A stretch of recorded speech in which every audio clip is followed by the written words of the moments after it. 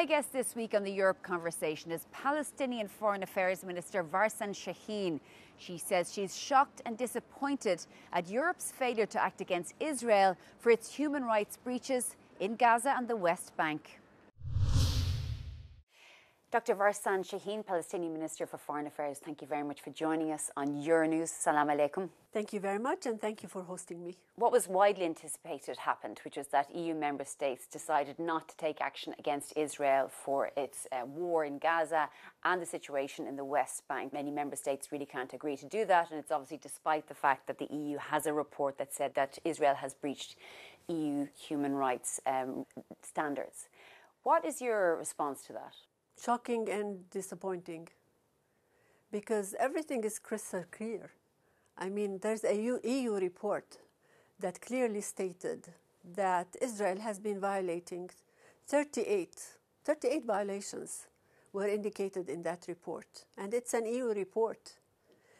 And the EU-Israel Association Agreement is also clear in its Article 2 on anybody part of the agreement should be in compliance with international law and international humanitarian law.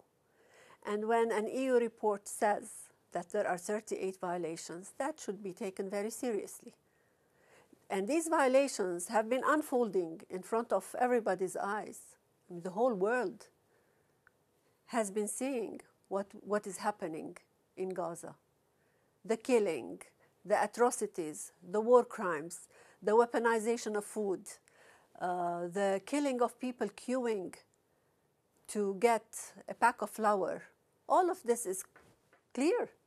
It doesn't need more assessment. And yet, there was a failure on agreeing to take actual measures. I mean, those member states would say that that's the point, isn't it? That actually it won't deter anything, it won't help the situation on the ground for Palestinians, and that it would close the contact with Israel. Yes, but this line has been open for so many years, and the violations are continuing.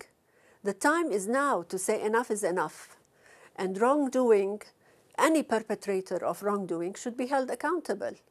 No state is above the law. What we hear from Israel is also that Hamas is taking aid from the mouths of Palestinian people in Gaza as well. Look, there are conflicting reports on this. But regardless, whatever is being offered in Gaza is not meeting the needs of the Gazans.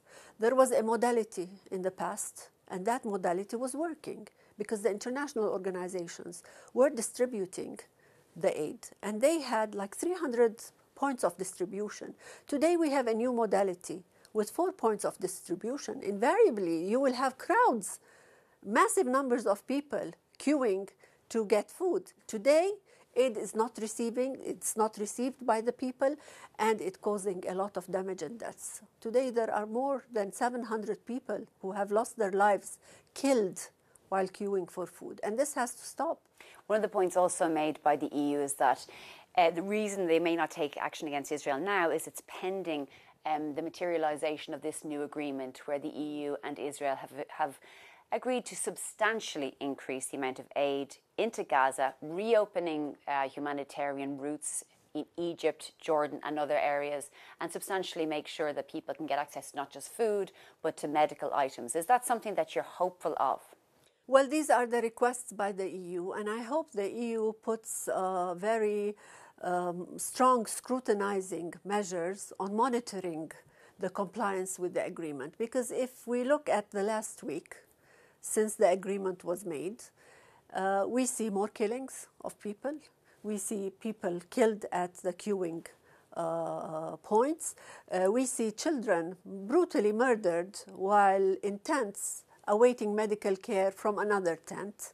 So these are the kinds of questions that need to be asked today, and asked in a very serious manner. And reports should not only come from Israel, because Israel has denied entry of journalists, has denied the work of a lot of the NGOs, and is not allowing anybody to come up with anything that is credible.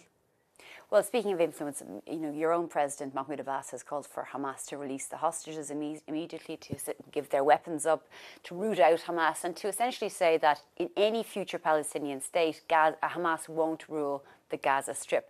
But, the Palestinian Authority isn't even involved in any of the negotiations at the moment. It doesn't have any influence. Yes, the Palestinian Authority is very relevant because the Palestinian Authority today functions in Gaza. We have people in the health sector, we have people in the education sector, in water, in energy, in social services. We have an operations room that has all the Palestinian ministries. It has most of the international organizations that meets on a regular basis and discusses issues in Gaza and meeting the demands and the needs in Gaza, which we know are monumental and cannot be met by the Palestinian Authority alone. So we are relevant. Hamas has ruled Gaza with an iron fist for nearly 20 years now. So the Palestinian Authority hasn't had influence in the way that you're saying it has, not from a cultural perspective or a political perspective. There's been so much violence against Palestinians by Hamas in the Gaza Strip, and the PA haven't been able to influence anything there. But not everybody in Gaza is Hamas. Of course, I'm not saying that at all. I'm just saying the way they rule Gaza. Yes, but things will change. And if people see a future that gives them some hope, going into the future whereby they are respected as human beings, things will fluctuate. One other issue, though, let's say we're getting to that, is that there's always been complaints as far back as Yasser Arafat, but also the Palestinian Authority, the PLO, that there's deep corruption and nepotism within that organisation. And you talk to young Palestinians and they say the same thing. Okay, we don't support Hamas, but the alternative isn't going to really lead us down a very strong path either. How can you persuade, in fact, not just persuade people, but how will you root out that level of corruption? Look, corruption is everywhere. I know, but that's not an excuse. It's not an excuse, you can't just but say corruption is everywhere. And remember, we are under occupation, and occupation corrupts. Occupation corrupts. Well, culture exists anyway. Funding from outside corrupts. Not being able to direct your organizations the way you want corrupts. So there are so many variables in Palestine that lead towards that end. That is not an excuse. But today we have a reform and development agenda by this government in Palestine, and we're working on all aspects to curtail corruption, to decrease nepotism, to ensure that our organizations are governed by rules and regulations applicable to all. This takes time. Can you see any politician or political group in Israel that you could do business with to eventually have and create a Palestinian state? There's so much aggression and confrontation. It looks so further apart than it's ever been, really. Well, to tell you, with this rightist government, it's very difficult. Because if you hear what this government stands for, what the ministers utter, the incitement against the Palestinians and anything that is Palestinian, it would be very difficult. But that doesn't mean that we should give up. We need, the Israelis should create the body that can take them onwards. And with the Trump administration, do you have any hope now? Well, we keep the hope alive because we are two-staters, and we believe that two-state solution is the only viable solution, because Israel will not accept to be a democratic state for all its citizens, and we will not accept to continue living the status quo or an apartheid state. A lot of the Arab countries, in particular Egypt, but also Saudi Arabia, even Jordan, although the King of Jordan has been very vocal in his opposition to what Israel is doing, the other Arab countries have not been strenuously trying to support or push for international measures in support of Palestinians. Does that disappoint you? No, because today the Arab support is more than ever. But in Egypt it's not. The Egyptians are charging Palestinians an arm and a leg, more money than they could ever afford to just simply leave the Gaza Strip and stay in Egypt for some safety. You see those stories all the time. No, but if you look at what, for example, I'll give you one example. When President Trump said about his intention to create the Riviera, there was very quick response from all Arab states, individually and collectively, on the no displacement issue of Palestinians. And today, more than ever, they are adamant on ensuring that normalization will not happen unless there is a move towards a political path. So do you and think, that's important. do you believe then someone like Mohammed bin Salman in Saudi Arabia and the Qataris and so on, that they are actually actively, behind the scenes at least, pushing Trump to create a two-state solution, or at least to stop the war in Gaza? I mean, do you have any information about that? I think all countries are sending messages to the United States on the immediate ceasefire, the entrance of humanitarian aid, the unimpeded entrance, the opening of the crossing, the easing up on the Gaza Strip, and the two-state solution. I mean, today, Saudi Arabia is co-sponsoring this international conference. So today, Saudi Arabia is very vocal about no normalization unless there is a political path. And for us, Saudi Arabia is a very important Arab country.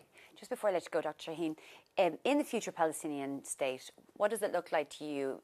Obviously, there would have to be Israeli guarantees, security guarantees, and so on. Is it a pluralistic society? It would be a pluralistic society.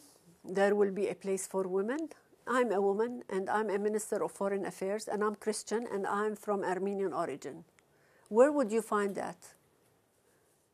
But you see it in Palestine. So Palestine would be a place for everyone that is peace-loving, everyone that respects international law, everyone that respects any agreement signed by Palestine with its neighbors, and everyone that believes that Palestinians deserve to live and deserve to be contributors to the world, just like they have been. Okay, Dr. Varsen Shahin, Palestinian Foreign Affairs Minister, thank you very much for joining us on Euronews. Thank you very much.